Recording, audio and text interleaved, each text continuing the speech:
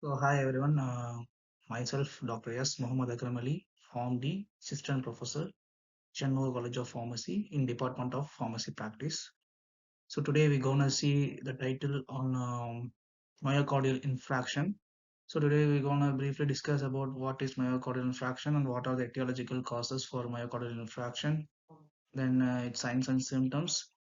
So first of all, what is myocardial infarction? So myocardial infarction is a condition from decreased blood and oxygen supply to heart that causes cardiac muscle cell death. So this is a sudden blockage of coronary arteries. So this will occur suddenly that blocks the blood supply to the heart that leads to cardiac cell death. So that induced myocardial infarction. So it is otherwise called as heart attack. So coronary arteries are blood vessels that supply the heart muscle with blood and oxygen. So blockage of coronary arteries affects heart muscle and that causes injury to the muscle, causing chest pain and chest pressure sensation. That is an heart attack.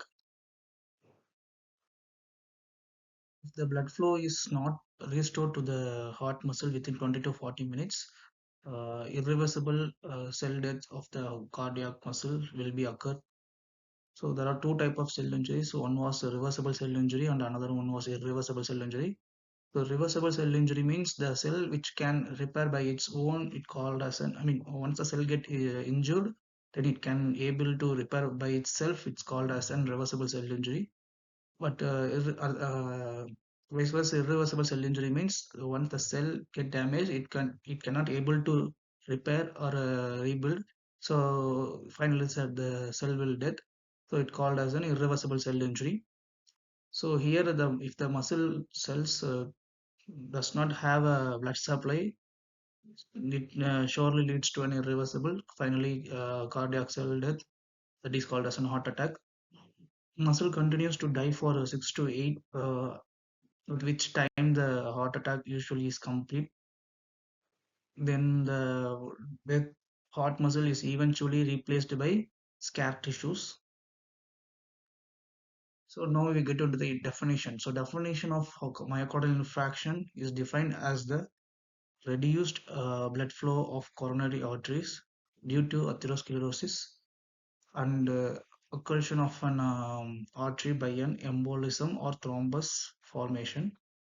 Myocardial infarction or heart attack is the irreversible damage of myocardial tissue, as we discussed before, caused by prolonged ischemia and hypoxia. So here hypoxia and ischemia is nothing but hypoxia means decreased oxygen supply and ischemia means decreased blood supply. So decreased oxygen supply and decreased blood supply that leads to an irreversible damage of myocardial infarction. So these are the healthy heart and myocardial infarction heart. So we can see the healthy heart have a proper blood circulation, while in myocardial infarction the arteries get blocked and that leads to a blockage of blood supply and oxygen. So that leads to a myocardial infarction. So these are the various blockages. So narrowing of coronary artery, then blockage of coronary artery by blood clots. So that leads to an reduced blood flow and lack of oxygen. So that causes an myocardial infarction. So these are the various causes. In the right hand side, we can see that various reason that blocks the blood supply. One was atherosclerosis and oxygen supply demand imbalance. So second one was spasm. So spasm means shrinking of the arteries. Those are, so that's can lead to an decreased blood supply. Then non-atherosclerosis, which means the clot formation. So these are the reason that causes decreased blood supply to the heart, and that leads to myocardial infarction. Then etiology means causes. So where what are the causes that leads to myocardial infarction or age, gender, obesity, smoking, alcohol, diabetes, drug abuse, hypertension.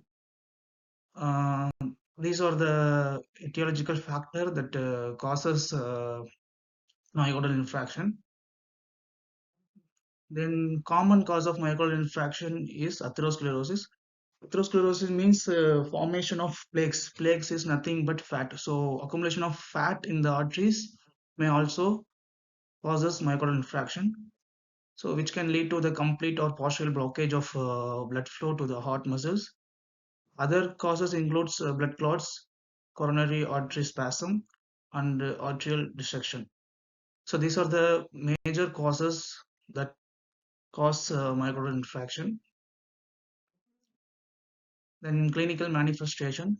Clinical manifestation is nothing but signs and symptoms. Signs and symptoms. Common signs and symptoms for myocardial infarction are nausea or vomiting, shortness of breath, pain or discomfort in the arms, especially in left arm, back, neck, jaw, or stomach, lightheadedness or dizziness, chest pain or discomfort, often described as pressure, squeezing, or a feeling of fullness.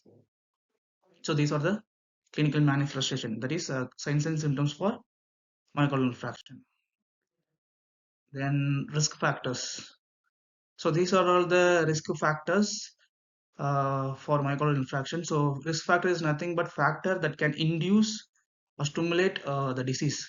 So here what are the factor that induce or stimulate myocardial infarction or irrational diet. Irrational diet means inappropriate foods like junk foods, then spicy foods, then irregular diets. So these are the one of the factor. Then extreme emotion. So extreme emotion means the man who can show both the conditions like mania or depression. Mania means increased activity, then depression means lower activities. So extreme emotions can also lead to myocardial infarction. Then alcoholism, as we know, the smoking also the major factor that can induce myocardial infarction. Then increased blood pressure. So blood pressure plays a silent role in all the conditions. So same like here also the my blood pressure plays a crucial role in inducing myocardial infarction. Then overexertion. So these are the factors that can stimulate or induce myocardial infarction. So thank you. So remaining we can see in the next uh, session. So now here we seen the myocardial infarctions, basic things like what are the causes that induce myocardial infarction and symptoms for myocardial infarction and factor that can induce or stimulate myocardial infarction. So next we can see what are the confirmatory tests and pathophysiology, then treatment in the next session. So from now, thank you.